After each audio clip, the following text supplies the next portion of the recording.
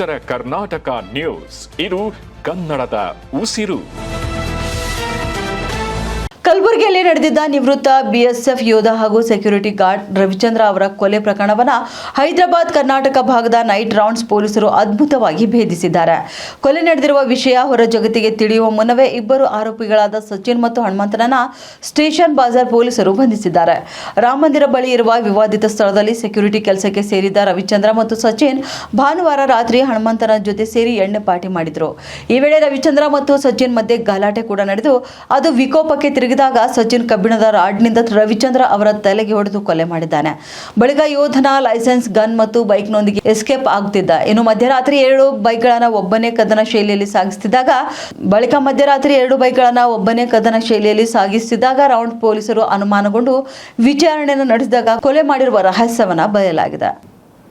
Station Bazaar police station ವ್ಯಾಪ್ತಿಯಲ್ಲಿ ಒಂದು ಕೊಲೆ ಪ್ರಕರಣ ವರದಿಯಾಗಿತ್ತು. ಅದರಲ್ಲಿ ಏನು ಒಂದು ವಿವಾದಾತ್ಮಕ ಇರುವಂಥ ಒಂದು ಸ್ಥಳದಲ್ಲಿ ಒಂದೇ ದಿನ 2 ಜನ ಸೆಕ್ಯೂರಿಟಿ ಗಾರ್ಡ್ಸ್ಗಳನ್ನು ನೇಮಕ ಮಾಡ್ಕೊಂಡು ಇಟ್ಕೊಂಡಿರ್ತಾರೆ. ಇಬ್ಬರು ಸೆಕ್ಯೂರಿಟಿ ಗಾರ್ಡ್ಸ್ ವಾಚ್ಮೆನ್ಸ್ಗಳು ಸೇರಿ ಪಾರ್ಟಿ ಮಾಡಿರ್ತಾರೆ ಕೆಲವ್ರ ಜೊತೆ ಸೇರಿಕೊಂಡು. ಆಮೇಲೆ ಗಲಾಟೆ ಆಗಿರ್ತಾರೆ ಇಬ್ಬರ ನಡುವೆ. ಕುಡಿದ ನಂತರ ಮಾತಿನ ಚಕಮಕಿ ಆಗಿ ನಂತರ ಏನೊಬ್ಬ ಆರೋಪಿ ಇದ್ದಾನೆ, ಅವನು ರಾಡ್ಲಿಂದ ಅಲ್ಲೇ ಸ್ಥಳದಲ್ಲಿರುವ ರಾಡ್ನಿಂದ ಹಲ್ಲೆ ಮಾಡಿದ್ದಾನೆ. ಅದರಲ್ಲಿ ರವಿಚಂದ್ರ ಅನ್ನೋರು 45 ವರ್ಷ, ಇವರು ಎಕ್ಸ್ ಸರ್ವಿಸ್ ಮ್ಯಾನ್, BSF ಕೆಲಸ ಮಾಡಿ ಈಗ ಪ್ರೈವೇಟ್ ಸೆಕ್ಯೂರಿಟಿಯಾಗಿ ಕೆಲಸ ಮಾಡ್ತಾಯಿದ್ದಾರೆ IOCಯಲ್ಲಿ. ಆ ದಿನಕ್ಕೆ ಮಾತ್ರ ಅಂತ ನೈಟ್ ವಾಚ್ಮ್ಯಾನ್ ಆಗಿ ಅಲ್ಲಿ ಕೆಲಸಕ್ಕೆ ಬಂದಿದ್ದರು. ಇವನ ಜೊತೆ ಇನ್ನೊಬ್ಬನ ಬಂದಿದ್ದ ಸಚಿನ್ ಅಂತ, ಅವನು 23 ವರ್ಷ, ಅವನು ಕೂಡ ಸೆಕ್ಯೂರಿಟಿಗೋಸ್ಕರ ಅಲ್ಲಿ ಬಂದಿದ್ದು. ಇಬ್ಬರು ಜೊತೆಗೆ ಸೇರಿ ಅಲ್ಲಿ ಪಾರ್ಟಿ ಮಾಡಿ ವಾಗ್ವಾದ ಆದ ನಂತರ ಇವನು ಸಚಿನ್ ಅನ್ನೋನು ಅವನಿಗೆ ಮಾರಣಾಂತಿಕ ಹಲ್ಲೆ ಮಾಡಿದ್ದಾನೆ. ಇವರಿಬ್ಬರಿಗೆ ಅಲ್ಲಿ ಕರ್ಕೊಂಡು ಬಂದಿರುವಂಥದ್ದು ಹನುಮಂತ್ ಅಂತ, ಅವನು ಕೂಡ ಅಲ್ಲಿ ಪಾರ್ಟಿ ಮಾಡಿರ್ತಾನೆ. ಅದ್ರ ಬಗ್ಗೆಯೂ ಕೂಡ ಕೆಲವು ನಮಗೆ ಸಾಕ್ಷ್ಯಾಧಾರಗಳು ಸಿಕ್ಕಿದೆ. ಈ ಹಿನ್ನೆಲೆಯಲ್ಲಿ ಏನು ಇವನು ಮೃತನಾಗಿದ್ದಾನೆ ರವಿಚಂದ್ರ ಅನ್ನೋವನು, ರವಿಚಂದ್ರ ಖೇಡ್ ಅಂತ.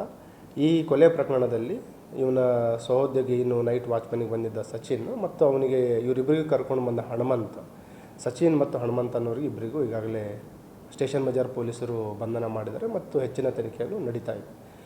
ಇಲ್ಲಿವರೆಗೆ ತಿಳಿದ ಪ್ರಕಾರ ಏನು ಅವರು ಆ ದಿನ ಫಸ್ಟ್ ಟೈಮಲ್ಲಿ ಸೆಕ್ಯೂರಿಟಿ ವಾಚ್ಮನ್ನಾಗಿ ಕೆಲಸಕ್ಕೆ ಬಂದಿದ್ದರು. ಅದೇ ದಿನ ಅವರಿಬ್ಬರು ಸೇರಿ ಫಸ್ಟ್ ಟೈಮ್ ವಾಚ್ಮನ್ನಾಗಿ ಕೆಲಸ ಮಾಡ್ತಾಯಿದ್ರು ಮತ್ತು ಅವತ್ತು ಕುಡಿಬೇಕಾದ್ರೆ ಏನೋ ವಿಚಾರಕ್ಕೆ ಮಾತಾಡ್ತಾ ಇರಬೇಕಾದ್ರೆ ಇವನು ಅವಾಚ್ಯವಾಗಿ ನಿಂದಿಸಿದ ಅಂತ ಆ ಒಂದು ಹಿನ್ನೆಲೆಯಲ್ಲಿ ಸ್ಥಳದಲ್ಲೇ ಇದ್ದ ಒಂದು ರಾಡ್ಲಿಂದ ಹಲ್ಲೆ ಮಾಡಿದ್ದಾನೆ.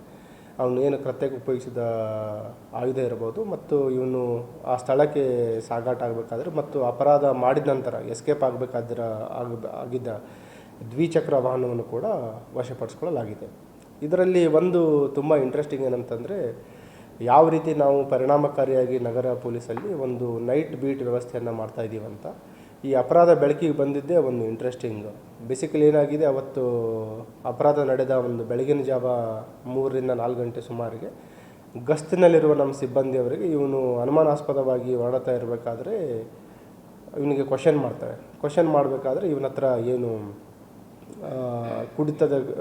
ಫುಲ್ ಕುಡಿದ ಅಮಲಿನಲ್ಲಿ ಇರ್ತಾನೆ ಮತ್ತು ಇವನನ್ನು ಕುಲಂಕುಷವಾಗಿ ವಿಚಾರಣೆ ಮಾಡಿದಾಗ ಅವನು ಹೇಳ್ತಾನೆ, ಇವನ ಸಹೋದ್ಯೋಗಿ ಒಂದು ಕೊಲೆ ಮಾಡಿ ಬಂದಿದ್ದೀನಿ ಅಂತ ಹೇಳ್ತಾನೆ. ಸ್ಥಳಕ್ಕೆ ಇವನೇ ಕರ್ಕೊಂಡೋಗಿ ತೋರಿಸ್ತಾನೆ. ಏನು ಒಂದು ಸ್ಥಳ ಇತ್ತು, ಅಲ್ಲಿ ಕರ್ಕೊಂಡೋಗಿ ಖಚಿತ ಆಗುತ್ತೆ ಇವನು ಅಲ್ಲಿ ರಾಡ್ಲಿಂದ ಹಲ್ಲೆ ಮಾಡಿದ್ದಾನಂತಂದು. ಮತ್ತು ನಂತರ ಅವ್ರ ಮೃತನ ಕುಟುಂಬದವರಿಗೆಲ್ಲ ಕರೆಸಿ ಅವರ ನೀಡಿದ ದೂರಿನ ಮೇರೆಗೆ ಪ್ರಕರಣ ದಾಖಲು ಮಾಡಿಕೊಂಡು ಏನು 2 ಜನ ಆರೋಪಿಗಳು ಇದರಲ್ಲಿ ಶಾಮೀಲಾಗಿದ್ದರು ಅವರನ್ನು ಬಂಧಿಸಲಾಗಿದೆ.